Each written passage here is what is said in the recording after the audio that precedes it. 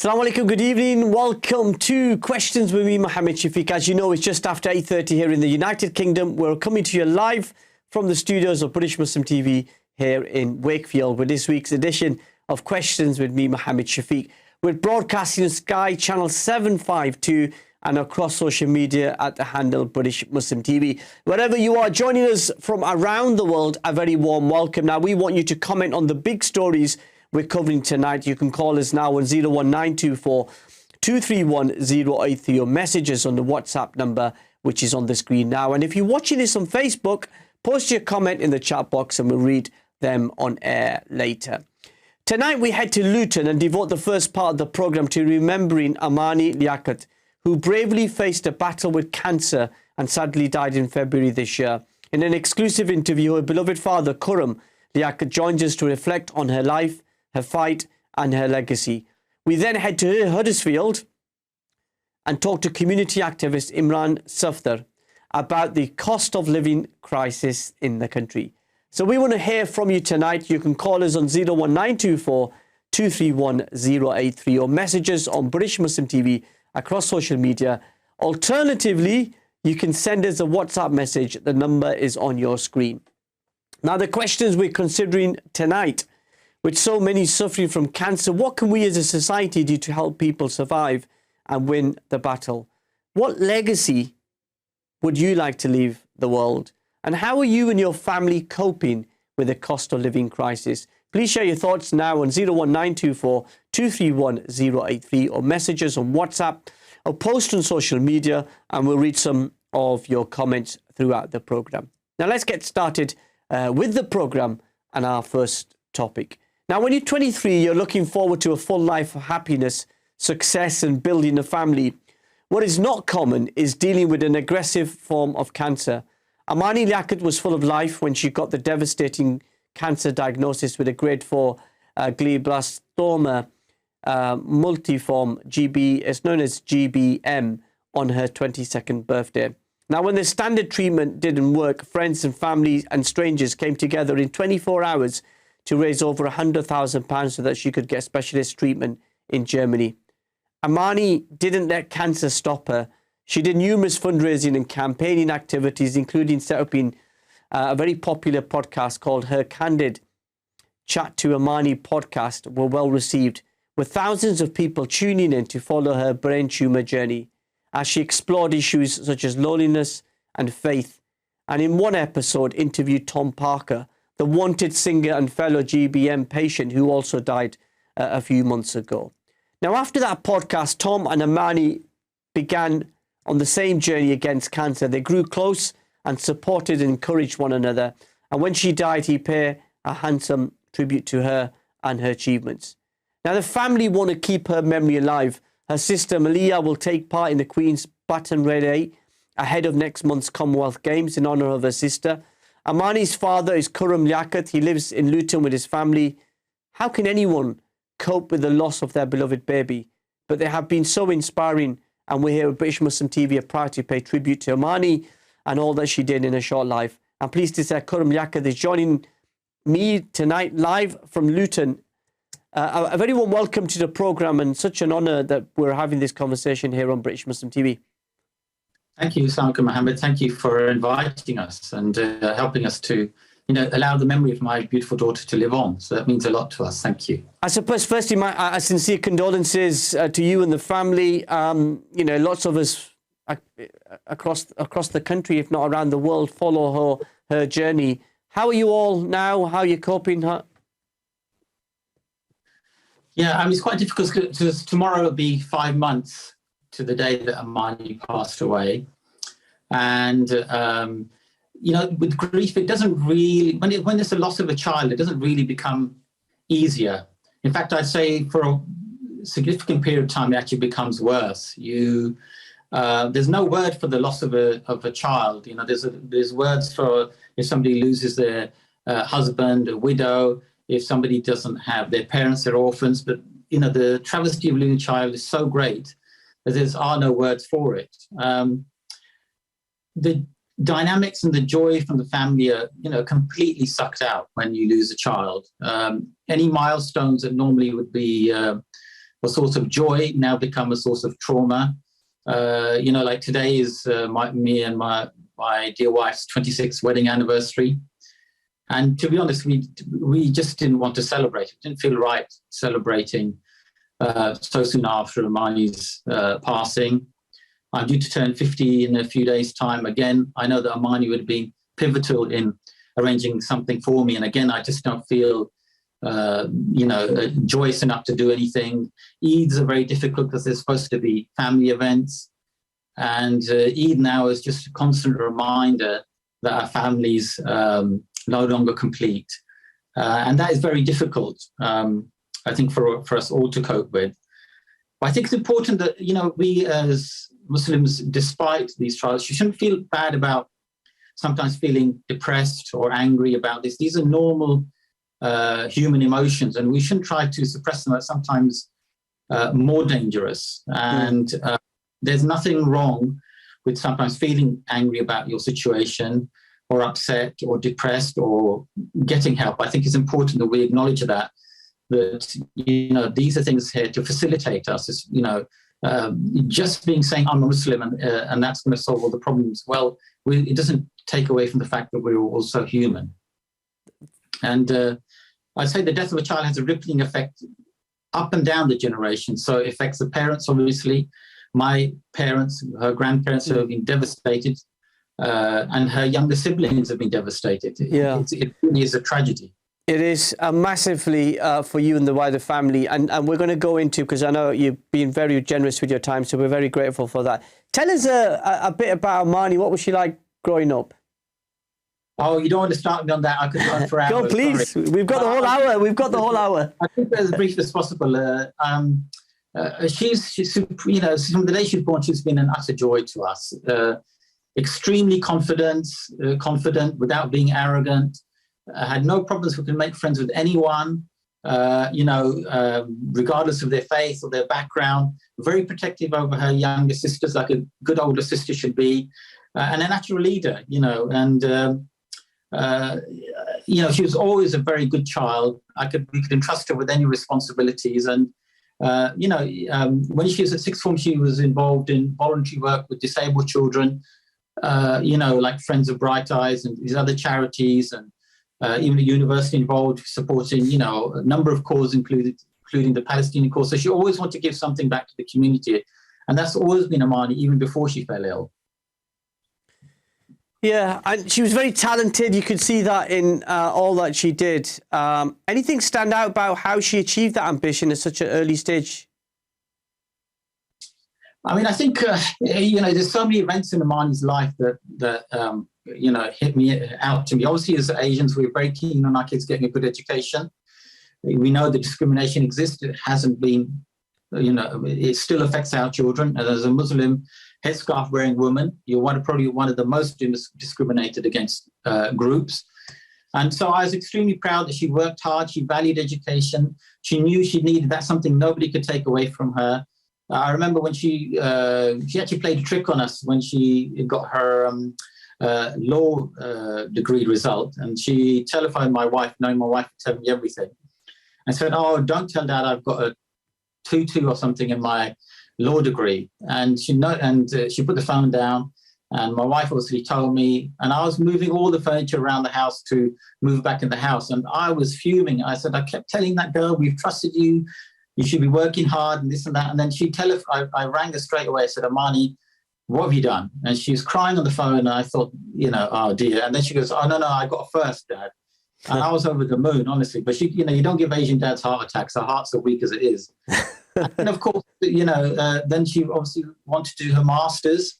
She fell ill during her master's. And as obviously we'll discuss a bit later, she eventually was granted her master's based on the community work she did, which is, it's fantastic, really. I read somewhere that she was really close with her siblings. How important was that growing up? Yeah, I think she was a perfect big sister, and I think a great bridge between the parents and the children. Amani was somebody who's quite open, which is not that common for teenagers these days.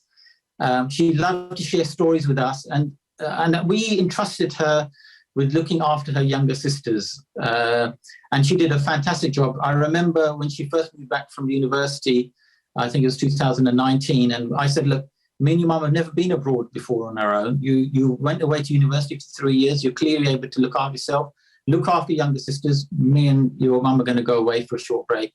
And, you know, she looked after them so well. And, you know, that was it. She was just a perfect big sister. And I think they really missed that. I think she was the bond between the siblings as well. And now she's not there. They're struggling to connect with each other even. And that shows how big an impact Amani had on their lives.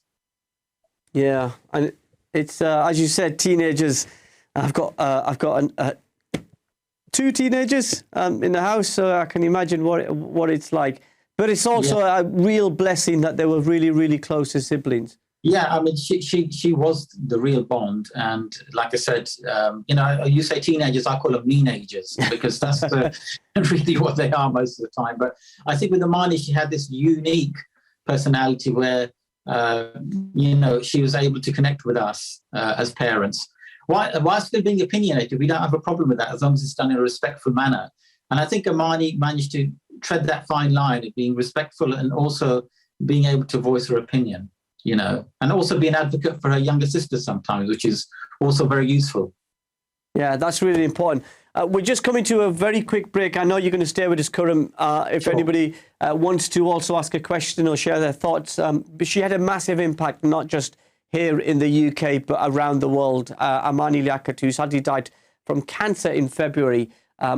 Extraordinary short life, but full of opportunity, full of service, and full of thinking of others. And we just want to pay tribute to her tonight. We've got the special interview with Khuram Liaquat. As I said, the lines are open now, so please do call in, share your thoughts and your encouragement for Khuram and his family, who must be going through some very difficult times. 01924231083. Alternatively, you can get in touch with us on social media. The British Muslim TV is our handle on Facebook, on Twitter, on Instagram, on LinkedIn, on all the social media platforms. And alternatively, you can get in touch with us on the WhatsApp number, which is on the screen as well. Please do share your thoughts about Amani. We're going to take a very quick break. Khuram Liaquat is going to be staying with us. Join us on the other side of these very important messages. Assalamu alaikum wa rahmatullahi wa barakatuh.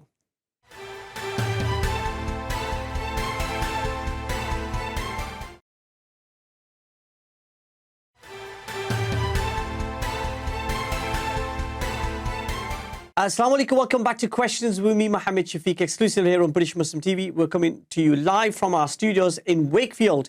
As I said just before the break, we're opening lines now on 01924231083 or get in touch with us on social media handle British Muslim TV.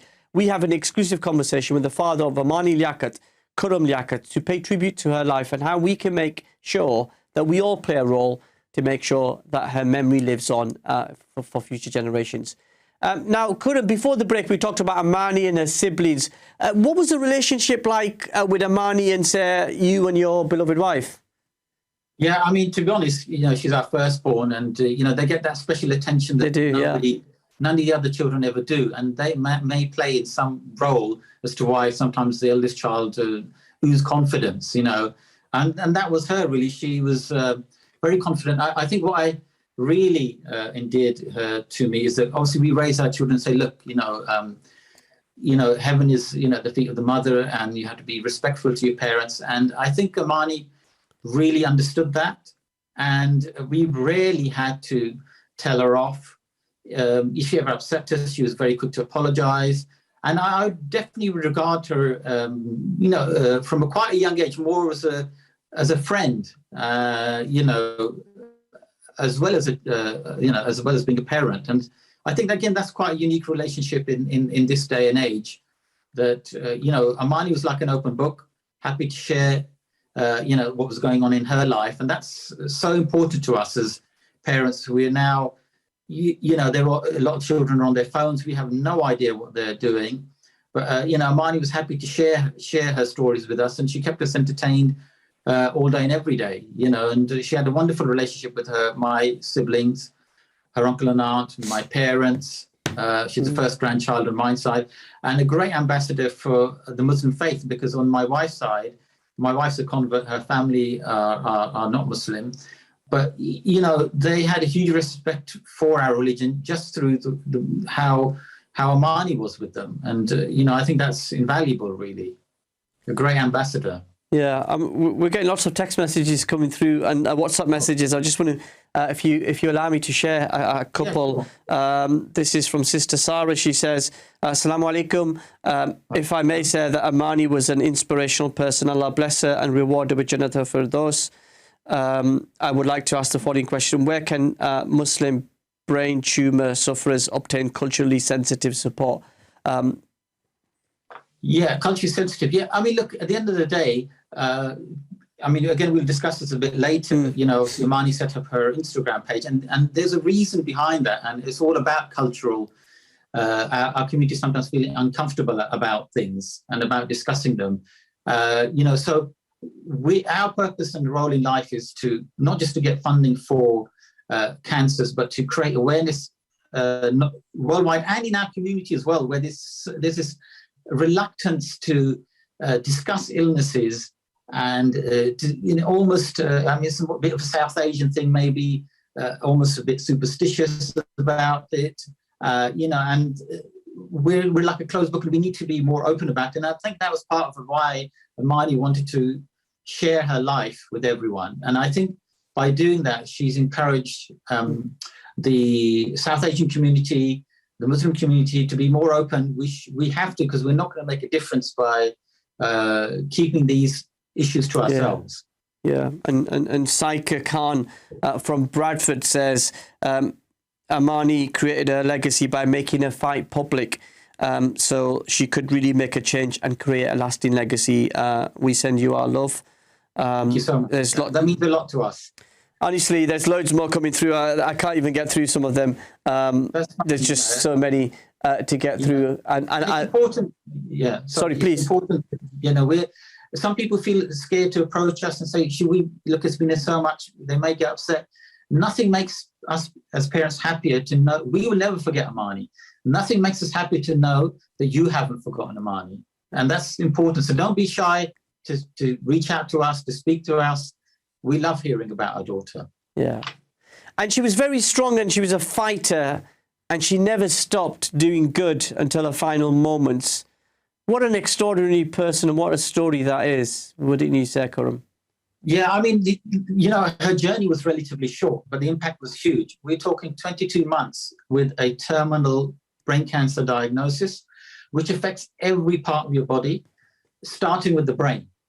And the brain is the hub and the center for everything. Your feelings, your emotions. Amani was suffering from a lot of headaches, short-term memory loss, and that's the impact brain cancer has on the brain. Yet despite this, she was able to do all the work she did, campaign for better funding, work with the brain tumor research charities, do her podcasts, do her appearances on TV, do radio interviews. She was determined, despite suffering behind the scenes, to make this disease, create awareness of this disease as far and wide as possible. And I'm so pleased to know that she's achieved it. And despite her passing away, we are still being contacted by TV channels and radio to continue to talk about brain tumor research. In fact, we spoke to Anglia TV earlier, and they did a spot on Amani as well, which is wonderful.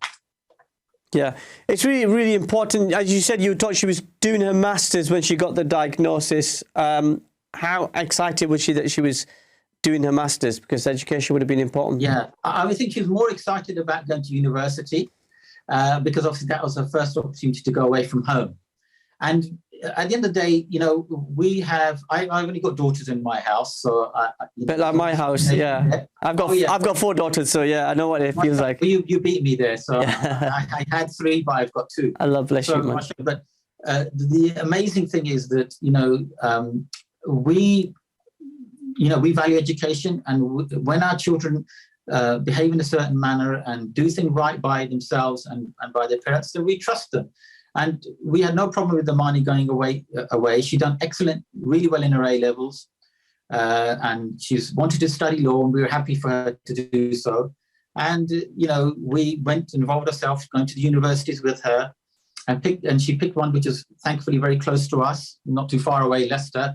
And she was over the moon about going away. And, you know, and her result proves that we were right to trust her. She did really well.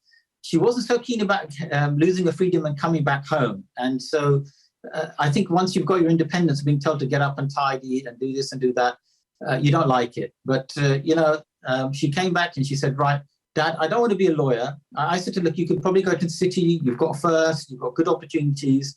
You can do really financially well for yourself. She said, no, I'm not interested. I'd rather help the community. I'm going to be a social worker. And that's why she started to do her master's in social work. And then there's this stage, she started in September, and the following April, she fell ill. So that had to stop. There's a really powerful quote that Amani tweeted during her struggle, and I just wanted to share it with you, just, you know, your thoughts about it. Please remember me in your prayers and try to focus on the light in your life. Don't let the darkness consume you, because there's always something worth living for. Yeah, I mean, I don't know where she comes up with these things, to be honest. I mean, they're so memorable, aren't they? Yeah, they are, yeah. I mean, obviously, as you can see, I don't have any hair, but I just felt really moved by reading that when I was reading it this afternoon. It was quite profound. Yeah, and from somebody who's ill, who's got short-term memory loss, and you know, knows that, you know, her prognosis is very, very poor. I mean, it's inspirational. And we were just saying, Marty, where did you come up with that from? And we're going to use that on your pictures. And we have got a little picture with her saying just that. Because I think with youngsters today, and it's quite normal, they have this idea of being invincible. And our lives turned around overnight. Amani was incredibly healthy. She didn't even have a GP in Luton. She was so healthy. And what Amani wanted to create is that you don't know what's around the corner tomorrow. She was busy studying her master's, planning her wedding. Everything seemed to be falling in place for her. And in one night, our lives were turned upside down. And I think what she wanted the youth of today to understand is that, look, we are just getting fixated with likes. What do we look like? All these things that nobody really cares about. I need to look this way. I need to dress this way. I need to own this. I need to be a millionaire. Health first. That's all that matters. There's always something to live for. Get your priorities right as youngsters, you know, because that will stand in good stead for the future. Yeah. Naveed on Twitter is saying, may Allah grant her a peaceful akhirah and a beautiful place in Jannah. She was a true inspiration to so many of us, and we send our love to you, Khuram, and the family. Thank you so much. And, you know, not to you, all of you people, you know, you're all our family, you know. Yeah. And we're so endeared that so many people that we have not known, don't know us at all, and have reached out to us. And that's a testament to the Muslim community and any community going through this. It's really amazing. It really touched us. What was her reaction when she got that diagnosis of cancer? Because at her age, like someone like you just said, teenagers, they do think they're invincible. What was her reaction? I mean, she fell ill in the peak of lockdown. So March 24th, lockdown started. She had a big seizure on the 29th of April. So we're in the peak of lockdowns. Nobody's allowed to go out. Nobody's allowed to do anything. And so we knew she was ill when she had a massive seizure. And I remember I was upstairs, it's Ramadan at the time.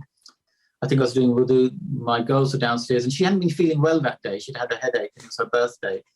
And she was fasting. And we thought maybe it's the first few days of fasting. They're very long. Maybe that's causing you a headache. And I remember it was her birthday, and she said, I feel a bit better today, Dad, Mum. And her friends were dropping some presents at the door. And then about 6 o'clock, she shut the door and she came in and she said, I don't feel well again. And we thought, well, look, you've been fasting for a long time.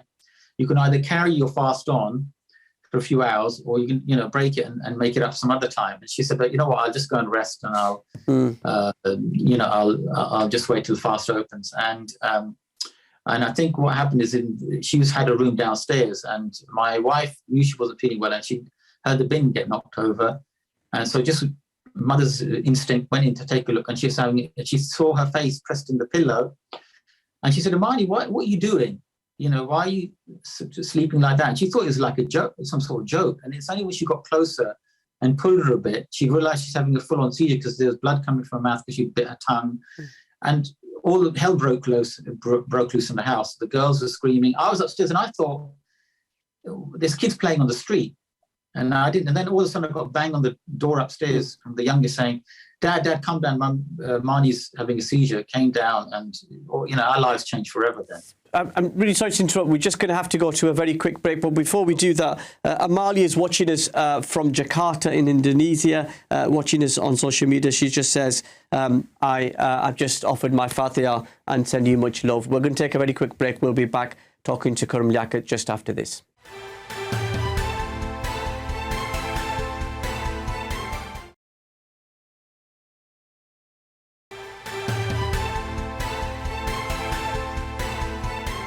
Assalamu alaikum, welcome back to Questions with me, Mohammed Shafiq. We're remembering Amani Liaquat, the beautiful sister who passed away earlier on this year. Her beloved father, Khuram Liaquat, is with us.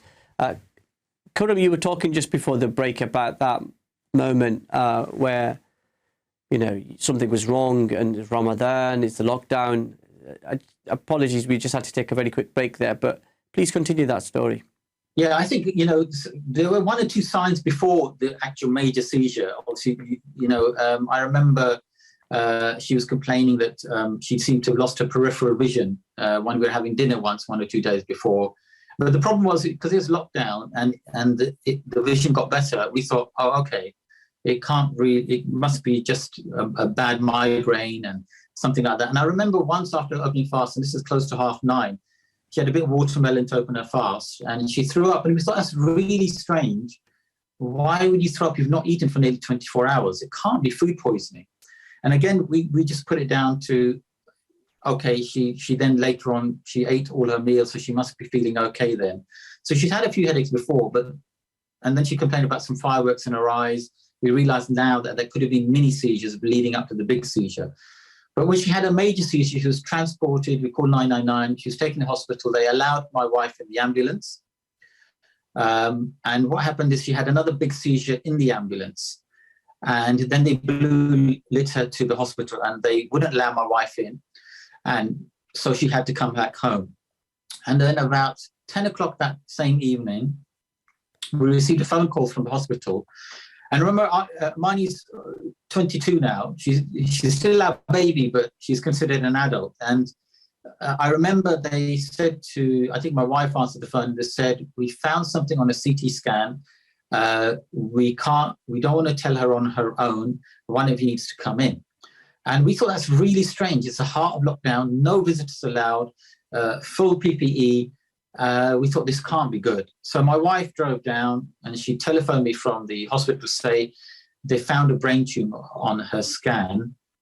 And my initial thought was obviously shock, but I think unless you're involved in the cancer journey, my immediate reaction is, okay, you found it, you'll operate and you'll remove it and everything will be fine. I'd never even heard of things of cancer of the brain. I'd heard of breast cancer and these other, stomach cancer or prostate cancer. I've never heard of cancer in the brain. And what happened is that they told my wife to leave then. She came back home. And because it was in the evening, none of the specialist cancer doctors were on call. So the following day, we got a telephone call from the oncologist. And he said, do you understand, what do you know about brain cancers? And we said, look, we really don't know anything at all. And he said, look, and throughout the conversation, we got the impression something's not right. He said, and eventually I said, look, what are you saying to us? What's her prognosis? Hoping he was going to say, what prognosis? We can sort this problem out. But he turned around and said, I'm sorry to tell you. And if the doctor starts the words with, I'm sorry, it's not going to be good news. She has got 12 to 18 months. And to be honest, I can't really remember. Me and my wife are in utter shock. Our daughter's in hospital. We can't speak to her. We can't comfort her. And I think we didn't really take it in straight away. And but I mean, we completely broke down, and we just wanted to be with her, but we couldn't. Yeah. Sorry, I just struggling listening to that story. And when did she decide that she wanted to do fundraising? She wanted to campaign. She wanted to make a difference. Yeah, I mean, before I started, I should forget, did get transferred to the specialist hospital in Queen Square, which is important to know. That's a neurology hospital. So we didn't see it for 12 days. Eventually, when they did the biopsy and they decided we're not going to operate, it's too deep, just give her the standard radio and chemo. It was only then we saw her after 12 days and nights. Your daughter's been told she's going to die. You can only WhatsApp her. She's very confused, doesn't know what's going on. We were so pleased to have her home. So, yeah. Going on to your next question about making a difference in campaigning. I mean, I think when we realized, when I spoke to the doctors and they said to us, there's no cure for this disease. The survival of 12 to 18 months is generally sound based on our experience. And we'll only offer radio and chemotherapy under the NHS. That's all that's available in this country. And if it works, it will extend her life by 9 months. And after that, the tumor is going to grow back, because the stage 4 glioblastoma is it's not like a fixed round tumor. It's a tumor, but it's got tentacles. So it permeates the rest of the brain. Some of those cells are undetectable even by modern medical standards. So even if they could remove the whole tumor, it will just grow back in a different area. And that's the problem with glioblastomas. And so we were looking at some research when they told us that there's no cure. We thought, we're not going to give up on our daughter. We've got to do something. We started looking at trials in the US and in Europe, which are far more advanced in the UK when it comes to treatments. And obviously, the treatment costs are huge. And we had no idea how much medication we'd need, how long the treatment plan would be. We were going to fight them for how long. And we just opened, my wife and I, again, we were unsure what to do. I was a bit hesitant about making the journey public. My wife, being English, said, look, we need to raise these funds. And we can't just ask from the family, it's too much.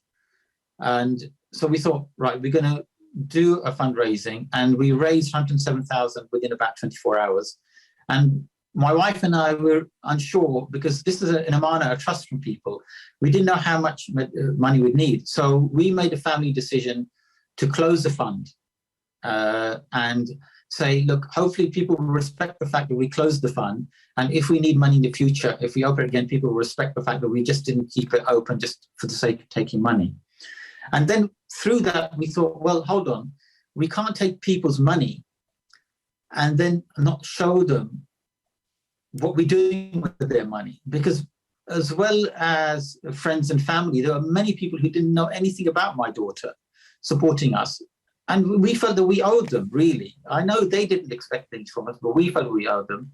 And when Amani finished her radio and chemo and found a bit of strength, and also about, I think, the general issue about a reluctance from, I think, South Asian families to discuss these things, because when we opened the fundraising page, we were contacted by a number of Asian families who were going through this journey, and they hadn't even told some close family members because of the stigma around it, the superstition around it. Is it, evil eye or magic, or, it's just like, well, people are not going to want to know us. It's just these things that were preventing them from seeking help from a very generous community who are desperate to help. And we spoke to them and we said, look, you guys need the same treatment as us. You're going to have to share your stories. People will support you. Don't worry about sharing the story. You need to show you're creating awareness and you're helping your child. And I think we wanted to debunk this myth about we need to keep things private. Yes, of course, I respect people who want to keep their journey private.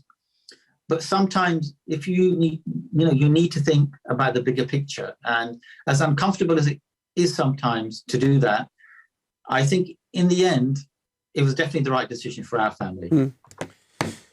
And then the world famous, really profound impact, thousands following her journey through the podcast. Were you surprised by how important and influential that, the podcast were? Yeah, absolutely. Because you don't know how people are going to react to these. If people are, some people are very judgmental. It's a forum for criticizing people, social media, and we weren't sure how people were going to take this. But we felt again, and this is again Amani's decision with the help of my dear wife Yasmin, They worked together on this, and they said, we're going to make a difference. We're going to highlight the lack of funding, and we're going to share our story.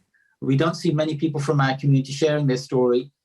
And we want to be, Amani wants to help others who may be starting a journey after her.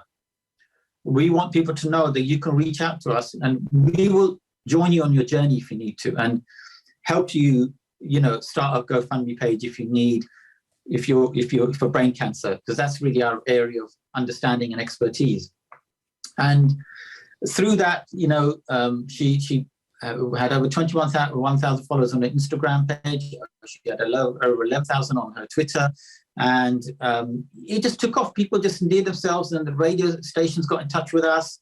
And, and then through that, Channel 4 contacted us, local news channels contacted us. And, that's how she and the Brain Tumor Research were contacted us and said, look, Amani is making such a huge impact, that we can't underestimate the impact she's making in the brain tumor community. Let's all work together and make sure that people understand what to look out for their own children, and how we can pressure the government into making a difference. And I think that was her motivation. Because she wasn't well many of the times when she was doing these podcasts. She wasn't well when she was doing the interviews. If you could see behind the scenes, the reality was very anxious. She may have been ill that morning. She may not be feeling herself. She may have a lot of headaches. She was on a plethora of medication, unbelievable amount of steroids. But she would always pull it together because she was thinking about other people, and she was completely selfless. And that's how we eventually, Tom Parker's team with Channel 4 got in touch with us and said, look, we've seen your podcast. We really like Tom Parker to come and talk to your family and see how you guys are coping. And went from there, really. Yeah, and that was the podcast that caused, if you like, lots of impact, really positive story across the country. We're just going to take a very quick break again, and then we're going to continue this important conversation. But Tom Parker was the lead singer of the band The Wanted. He was also suffering from the same brain cancer, and as Khuram was saying, Channel 4 were documenting his journey, and he wanted to reach out and offer support to Amani, and they grow very close indeed, and they encourage each other, messaging from time to time. We're having an important conversation, profound conversation, remembering Amani Liaquat, who sadly died from cancer early on this year, in February of this year. Her beloved father, Khuram Liaquat, is with us. We're going to take a break. When we come back, we'll continue the important conversation, find more about Tom Parker and Amani's close relationship, and we'll look to the future as well. Join us shortly.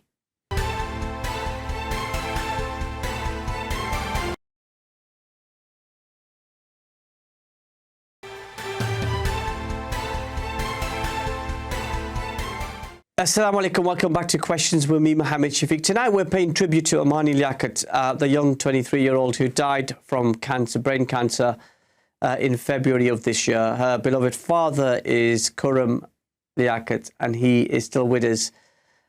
We were talking just before the break, Khuram, about Tom Parker. He was the lead singer of the band The Wanted. He obviously sadly died a short while ago as well. He was suffering from the same brain cancer. They got together. There was a sparkle. There was a encouragement. I read that Tom's wife saying that they used to encourage each other, text each other, support one another. How important was that relationship to Amani? Yeah, I mean, it was critical because, look, you're a 23-year-old. Lockdown is finishing. All your friends are getting on with their lives, as sad as they are for you. You're stuck 24/7 with your parents. You can't really go out. Nobody understands you other than those going through the same journey. And Tom fell ill a couple of months after Amani. So he's a bit slightly earlier in the journey. And Tom was very positive from the beginning. And when Channel 4 reached out to us and said that Tom Parker's doing a documentary inside my mind, he wants to film Amani, it created a bit of a buzz in the house, really, to be honest. You are living your whole life is around the welfare of your daughter. Your daughter can't really go anywhere. nothing's going on in your life. You've got Snapchat and this and that. Everyone's having such a great time, and you just sitting with your parents. So it created a little bit of buzz in the family. And he came, and he was, to be honest, he was just a lovely young guy. No airs or graces about him. Fitted in. Favorite food was Indian food, so we had no problem there. And I think because the majority of people who get this sort of brain cancer, they tend to be either under 10 years old or over 50. Possibly because of the time the body is rapidly changing, and that's where problems with cell mutation can take place, or at the younger end of your life where your cells are degenerating and not as well. But in the peak of health, there's not that many people who get this sort of cancer. And so there's inevitably a bond between the two of them, that they're both young people with cancer. And what Amani been doing a podcast, and she did the podcast with Tom, and he said, quite frankly, it's the first time I've been quite open with anyone. And they both really clicked from that point. And when Tom left, he said, look, keep in touch. He gave Amani his telephone number. And, he was very good giving Amani motivation, because like I said, Amani was slightly a bit further down the journey. So she started to deteriorate a bit earlier, and then she had a few failed shunt surgeries. And so she contacted him, and he would say, come on, Amani, you can do this. We've got this. We're too young to die.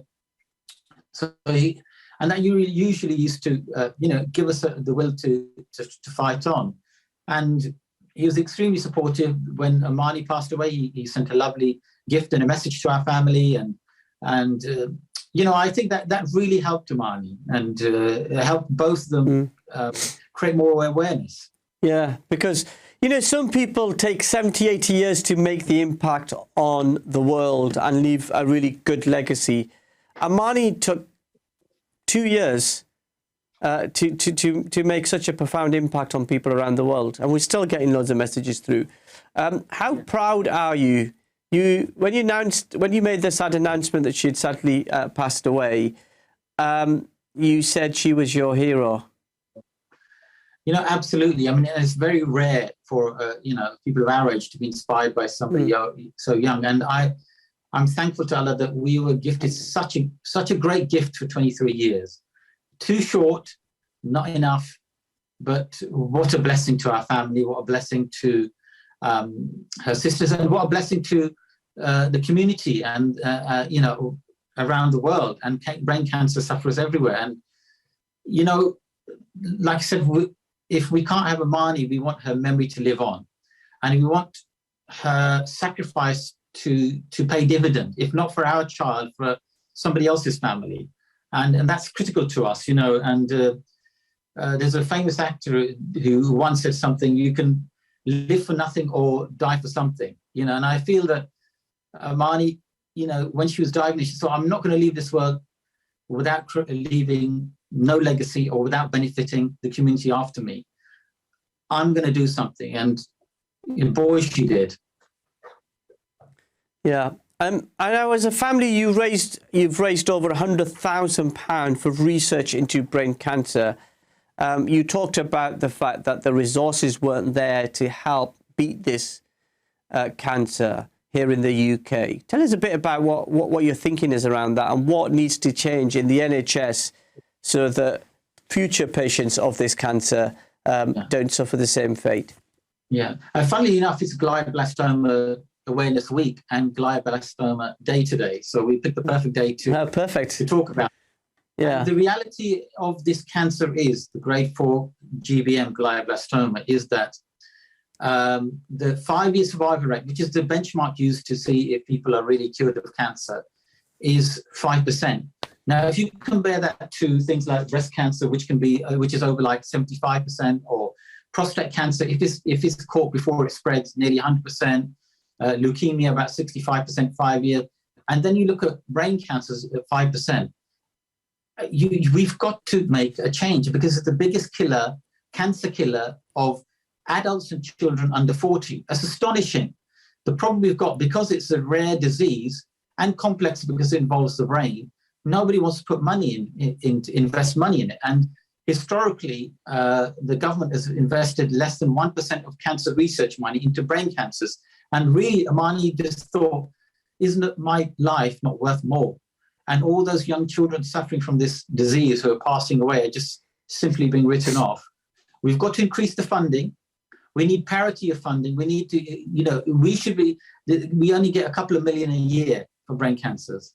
And we need at least about the government to invest 35, 40 million a year. At the current rate of funding, we're not going to have a cure for GBM for 100 years because of the complexity of the brain. It's not like a kidney where you can take one kidney out and you can function. And we have something called blood-brain barrier, which prevents a lot of drugs entering the brain. So treatments are difficult and expensive, but the government has to step in and invest. And I think Amani is creating that awareness and pushing the government to try and invest more money so we can find a cure, so families don't need to go through what we went through. Sorry, no, I was just going to say, what's the future plans to keep her memory alive? Yeah, so I mean, obviously, going back just to quickly address your point before I go on, just obviously £100,000. So when Amani fell ill, her friends, family, and those even who didn't know her set up fundraising pages, and we accumulated the funds and we gave them to brain tumor research because we thought rather than starting a new charity, it's better to work with an established charity who've got labs, who can start the testing and get things moving rather than doing our own thing. So that raised about 60,000. And what we did is we had some money left back from the original 100,000 that was given to Amani for her medical treatment. And that was a trust from the people. They gave to us to use for Amani's treatment. And we have no right to hold that money or use for our own benefit, the remainder. So we transferred the remaining £40,000 left, which we had spent on the medical treatment that was unused, and gave that to brain tumor research, which has given that total close to £100,000. Yeah, that's amazing. And so what's the next steps? I know you want to do more. Yeah, I think for us, we want, now we have this platform and people are aware, we're creating awareness about brain cancer and how it affects young children and families. We don't want other families to go through what we went through. So if we can support families, they can reach out to us on Instagram or me on LinkedIn, and we'll try and put them in touch with share our stories. We want to work, we're continuing to give interviews to the media, to radio, to anyone who wants to hear, to increase the funding, to help find a cure for this cancer. And I think that's what Amani really wanted. She wanted a legacy and the end product wanted to be a cure for brain cancer. And on top of that, when she did pass away, family and friends, they set up a charity page with One Ummah at the time. And that has raised, I think the figure is around about £135,000, because she said, look, if I pass away, build a mosque in my name. And from those funds, One Ummah is planning to build a mosque and build a couple of schools, build a couple of food factories. And so it could continue to be a reward for Amani in her next life. And that's a tremendous legacy. She's already got about 40 wells people have gifted to her, loads of olive trees, mashallah, what a legacy, I mean, I could die tomorrow and I'll be forgotten. But I hope and pray that Amani will continue to be in the memories of our community and other communities. And she's been a great ambassador for our faith. She has a massive ambassador. How can people get? I suppose my final question to you is: how would you like to remember her? The reality is we would love to have her back, and I'd rather we were unknown, and I had my daughter, than to be in this situation talking about my daughter in the past tense. I mean, she meant the world to us. She meant the world to her sisters, to my parents, to my in-laws, to her uncles and aunts. And we're still going through a healing process because it's only been 5 months. We don't know what we'll be like in a year or two's time. I mean, from other families we've spoken to, some never get over it, and some take a good few years to come to terms with it. And, we will never forget her. She's the first thing on our minds when we wake up in the morning and the first thing on our mind when we go to bed. And that emptiness that we feel in our house now, that laughter, her jokes, her stories, that void cannot be filled by anyone else. And we have to carry that heavy burden with us till we go to the grave, really. And just hope that we, hope and pray that inshallah we're reunited in the next life. And that's what our belief is. And that's what keeps us going as a family. Thank you so much for your time. You've been very generous. Can I thank you and pay tribute to you and the family for extraordinary passion and drive you all have. May Allah subhanahu wa ta'ala elevate Amani's rank in Jannah. You, sir, are truly a hero as well. And much love and much praise to you and the whole family. Thank you so kindly for reaching out to us. You didn't know about our family, but you also are playing a role in creating awareness. And we could save many lives or lead to early diagnosis from maybe some of the listeners here today. So thank you, Mohammed. Thank you to your station. Thank you so much. We'd love to come back and speak to you again sometime. I look forward to it. Thank you so much. That was the father of Amani Liaquat, who died early this year from brain cancer. Khuram Liaquat showing resilience tonight, and we're all in awe of him. What an amazing family, what an amazing story. We're going to take a very quick break. We'll be back very shortly. Assalamu alaikum.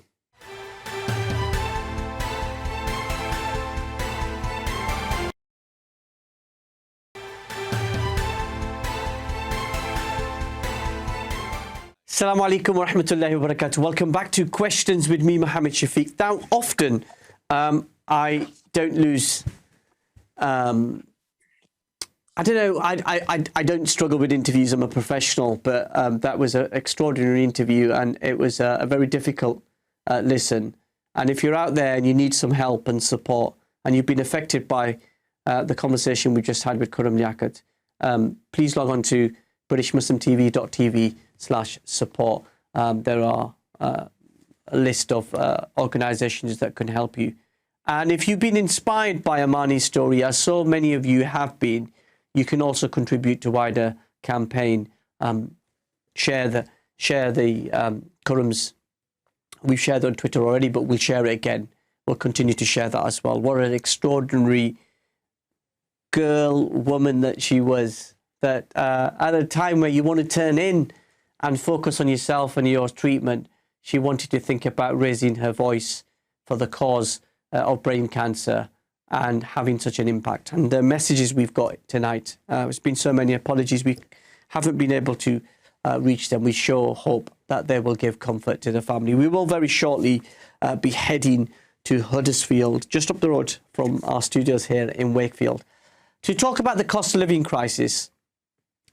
And as we gather here tonight in the week in which we've had the highest temperature ever recorded in the United Kingdom, over 40 degrees. And even now, I'm feeling a bit sweaty in this suit jacket here in a warm studio. And we look at the issue of poverty and the cost of living crisis. And some may talk about it in a political context. Some may talk about it in terms of dividing society. But for those people who are struggling to make ends together, to really think about what we can do as a society to help one another. And there's a role for everybody to do that. It's not just a responsibility of governments, but also societies, the masajids, the charities, communities and families, and lots of you are suffering. Again, 01924 231 083. And again, if you've been affected by our conversation with Khuram Liaquat and remembering his beautiful daughter, please do reach out for that support on our British Muslim TV website. Right, I think we're at the point where we can go to Huddersfield. I'm going to be absolutely nice because I'm on a visa tonight from Lancashire. Now, families across the nation are struggling with the cost of living crisis. Everyday prices have increased. Inflation today was reported at a 40-year high of 9% and expected to go even higher in the rest of the year. Petrol prices are up, energy prices to exceed over 3,000 in October. So what impact are these increases having on people across the country? And what can we do as a country to help the most vulnerable? Now, Imran Safdar is somebody you see regularly here on British Muslim TV. He's a community activist. He's a local businessman. He's a father in Huddersfield in West Yorkshire, and I'm pleased to say he joins us live from Huddersfield. Imran, Assalamu alaikum. Warm welcome back to the programme. Assalamu alaikum. Thanks for this opportunity to relay some rather harrowing real-world accounts of what's going on the ground, really, with food banks and service users. Absolutely heartbreaking story, Shafiq. I'm not sure. I know, you're aware. Well, let's get started, because time is of the essence, and you know what happens in my show. Time flies. So first of all, what impact is the cost of living crisis, the increased prices, having in communities like yours in Huddersfield? Well, I'll give you a couple of real-world examples. First of all, there's a couple of colleagues I've been working with closely. I'm working with the local massager here, who are working closely with the Huddersfield Street Kitchen in my location. And we've come across some absolutely harrowing cases of service users, hard-working mothers and fathers who are trying to bring up special needs children, who by the maybe third week of the month simply cannot eat themselves. They're having to prioritise their children, so the fathers, the carers, the grandparents sometimes go to sleep hungry to feed the children. And in the case of a very, very dear sister of mine, Tanisha Brandwell, she's been out to feed struggling carers, single mothers, 12, 11 at night after a long shift, just after they've given a few scraps of foods to the hungry children. So carers, mothers, fathers are going without food right now to feed vulnerable dependents and family members. And this shouldn't be happening in Great Britain, in what is the 6th or 7th, depending which particular politician or commentator you listen to, the 6th or 7th richest economy in the world. We're spending billions of pounds on various infrastructure projects, vanity projects, some may say. We're planning to spend hundreds of millions of pounds on a royal yacht. And we've got to ask questions, I'm a big fan of the monarchy, but how much does the money cost us? And how many pensioners and indeed veterans who serve the Crown very admirably, how many of them are going to sleep hungry every night? And as you mentioned, electricity bills are going to go well over. Yeah, because I was just going to say that the Guardian newspaper reported today that average UK food prices have risen by £454 this year alone, 2022, as grocery inflation nears a 14-year high. What do you think can be done as a local businessman, as an activist? What do you think we can do to bring those prices down? Well, the solutions are very complicated, and I fear that in this particular government, there's not the political will, the imagination, and the bravery to completely rework and retool our economic system. Now, like my sister Tanisha, like Danny Burrows, who works at the local food bank, like the kind brothers and sisters at my local mosque food project, and many different faith projects that are trying to feed people. And we as volunteers and the more senior coordinators who run these food projects are overwhelmed. And the key feedback is the system is broken. Now, I'm all for free market capitalism, free market economics. However, right now, sadly, the billionaires seem to be the only people really benefiting from this system. And the ordinary frontline workers, may they be cleaners at railway stations, may they be nurses, community support workers, police officers, bin men, public sector workers are struggling, and they have to turn up to food banks. So this is not sustainable. If you look at energy policy, that's not sustainable. Our welfare policy, universal basic income isn't being talked about, where it is being implemented in certain Scandinavian countries very successfully, I may add. Why are the Welsh government having more success with tackling this certain crisis than the English government, the British government, the UK authorities sadly don't have the imagination? Okay, we do, as volunteers, as local activists, welcome this particular cost of living payment, but does that really scratch the surface? Because like we mentioned earlier, average bills by the end of the year are going to reach £3,300. The increase in pension credit is not enough. Maybe a slight increase in universal credit that is being talked about is not enough. We're having teachers who are having to go into their savings to give certain children breakfast. Veterans are going to sleep hungry. The system sadly is broken, and this need for infinite growth, this need for larger dividends, billionaires to be on course to become trillionaires, this system isn't really sustainable. Okay. There's a lack of compassion, there's a lack of understanding of how the 99% are living right now. Okay, but the most vulnerable, we know, are at risk are the elderly, are children with families, but working class communities who are struggling, with the jobs that they do and the pay that they get. What can the rest of society do? I know you've got some criticisms of the government there, which is your prerogative, but what about the rest of society? What about local businesses? What about the mosques, the community centres, local councils? Well, at the moment, I'm sorry to say, the food banks are overwhelmed. The mosques are working incredibly hard. So are churches, synagogues, gurdwaras, places of worship. People of all faiths and none are working incredibly hard. To the few organisations that may have not reached that fifth or sixth year, I implore you to speak to your congregation, speak to people in your community, get businesses on board. I know it's a difficult time with energy prices rising exponentially for businesses, but if the government are failing, if they're not out of touch, if they're not listening to their constituents and being a lot more as effective as needed, maybe it is time to turn to the corporate world, the business world. Maybe organisations like the CBI could get involved. Because maybe I should rephrase, maybe not every single billionaire, maybe not every single corporate entity is responsible for this awful economic system, but there are some responsible entrepreneurs out there, and many give regularly to food banks. There's a few restaurants near me that give regularly to a Friday night feeding project.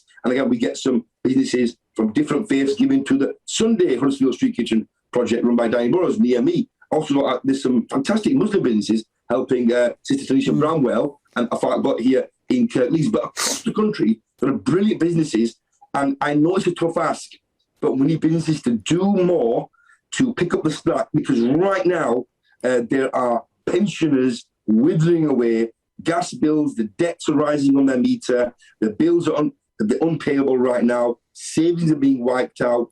There's a real mental health element to this crisis as well. Okay. How long can parents go with staying while they're not feeding the children? We've got a break coming up, and I just wanted to get this question in before we do that. What about local government, local authorities like yours in Huddersfield? It's Kirklees Council, isn't it?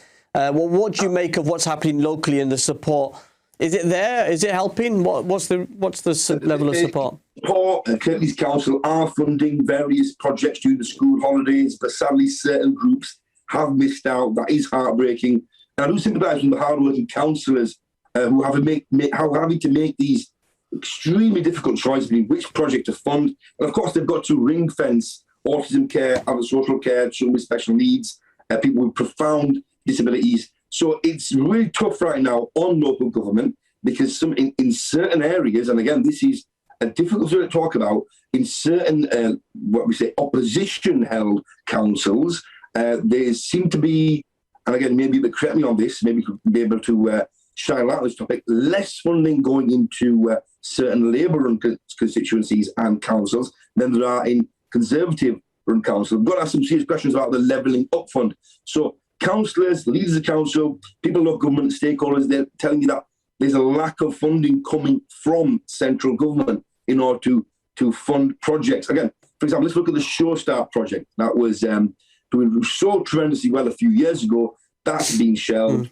They sadly do not have enough youth centres, enough community workers, enough community centres, enough funding to tackle this cost of living crisis right now.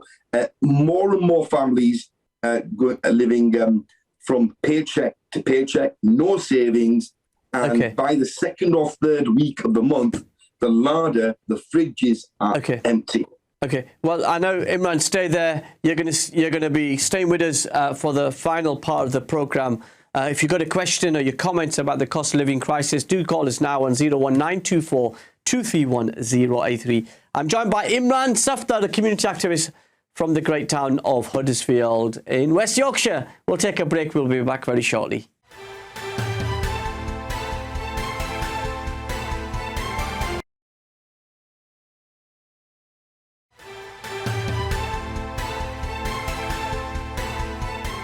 Assalamu alaikum, welcome back to Questions with me, Mohammed Shafiq. My special guest is Imran Safdar, a community activist, local businessman, commentator, extraordinary individual. He's still with us live on British Muslim TV. You know, I'm going to charge you for these compliments. Is some lovely ras malai on the way from the great city of Bradford, the greatest city in the north, without doubt. And now, on the way to you, because it looks like you need it there. You look like you. It's so hot, honestly. Well, I was just saying to you, Imran during the break, when I started, it was relatively cool here, but since all the lights are on in the studio and I'm in a suit, maybe I should have done what you did and just not wear a tie and a suit jacket. But anyway. I've gone dizzy, but I'm just going to, can we just open the lines and take some of your calls as well, 01924 231 083. Now, what do you make of politicians, both Conservative and Labour and the Liberal Democrats and all the others, what they are offering to tackle the cost of living crisis? Well, first of all, let's talk about what's going on right now. I'm afraid there's, I made some notes there. There's no real term plan in place. I've spoken to activists and community workers, and we've come to some joint conclusions. We don't see a real long-term plan in place to tackle the energy crisis and the cost of living crisis. Are there real cohesive partnerships? Are organisations work together to share data to prevent the duplication of work? And is the third sector being supported enough? It's really frightening because we're seeing more and more children fall into poverty.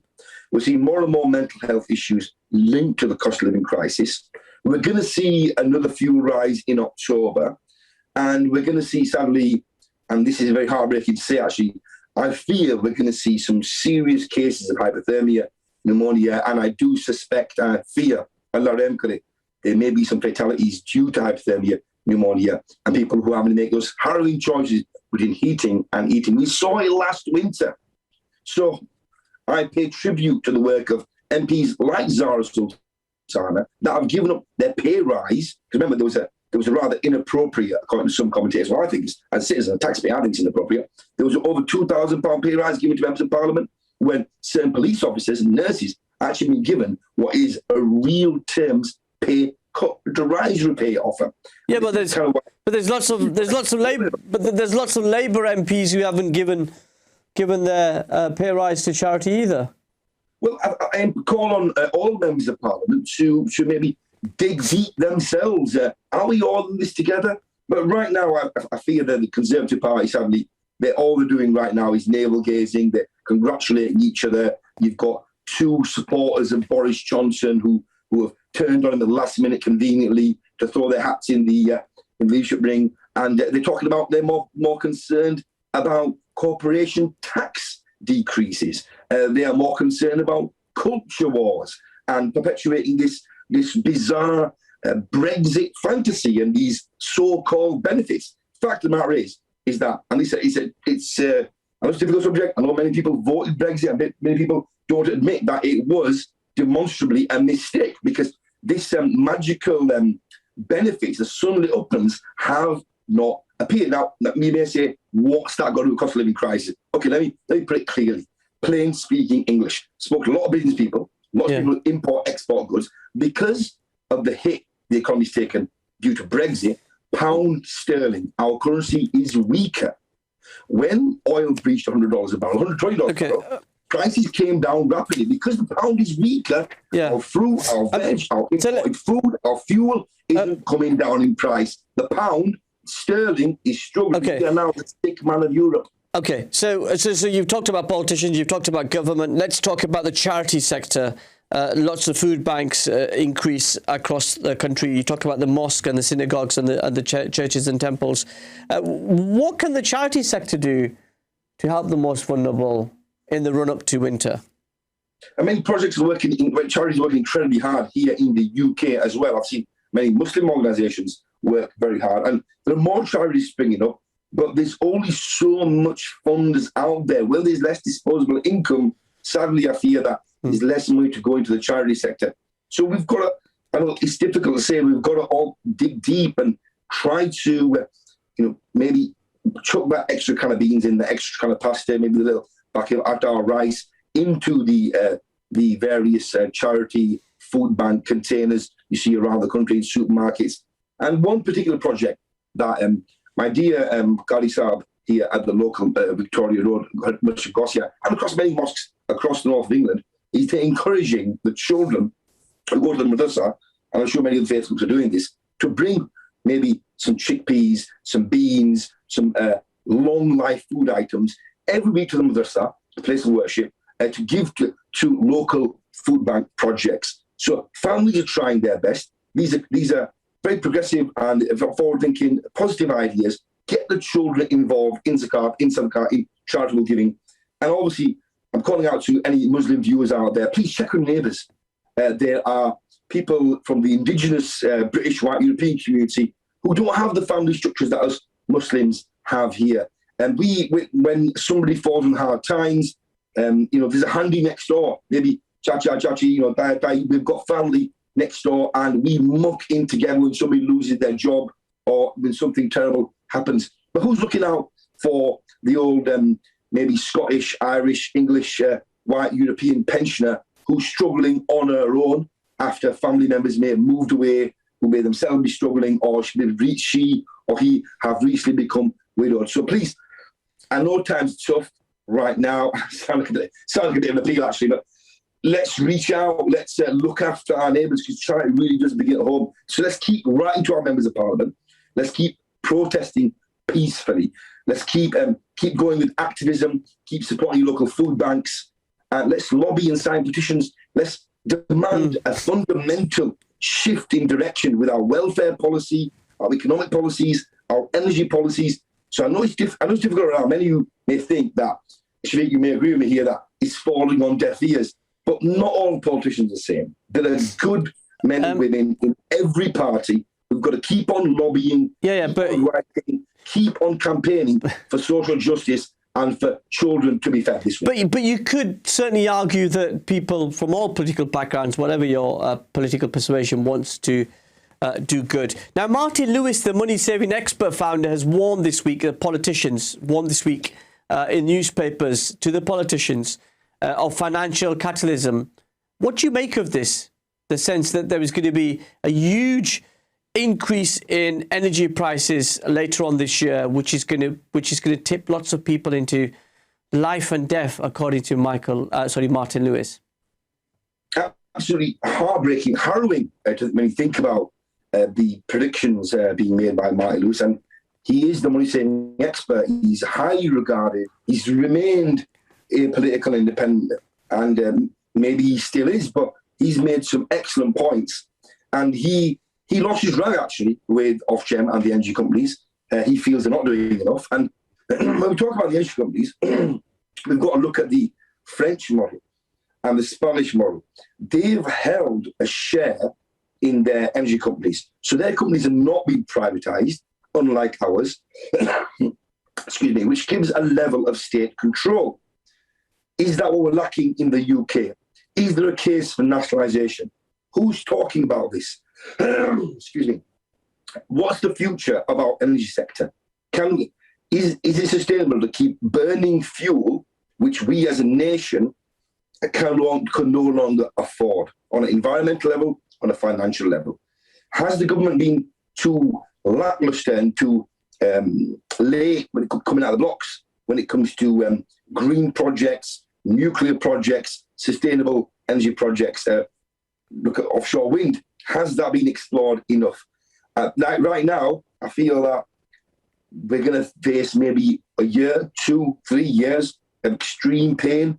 That word cataclysm, catastrophe, it does fill me with dread and fear. I'm worried for my own family and friends, my own neighbours here, and my own service users here in West Yorkshire and across the north of England. I'm sorry, I don't know what the future holds. I fear things may get worse before they get better. This is why we take action when it comes to the climate and when it comes to social justice for our politicians. Do you want some good news? Go for it. Do you know that England women are playing in the Euros? What score? It's 1-1. Fantastic. That's fantastic news. So it could go to penalties. We could lose again. We're quite experienced at penalties, aren't we? Yeah, and then, do you? I mean, do you think things will get better? And how can things get better? It's difficult. I think we're going to need some grown-up politics. We're going to need some mature captains leading the ship out of this crisis. And I trust and Sunak, those people. Well, that may be above my pay grade. I suspect not. maybe during times of crisis. I mean, this is like approaching that early 1930s Great Depression type of crisis now. We're seeing child poverty rates increasing day by day to horrific levels. We've not seen poverty like this in the UK for decades. Do we need a national government? Do we need a fundamental change in our democratic system? Who will deliver that? Right now, you know what I need to do? I need to get you with a Conservative Party activist or councillor, so you can have it out with them. Let's see if we can set that up. Certainly.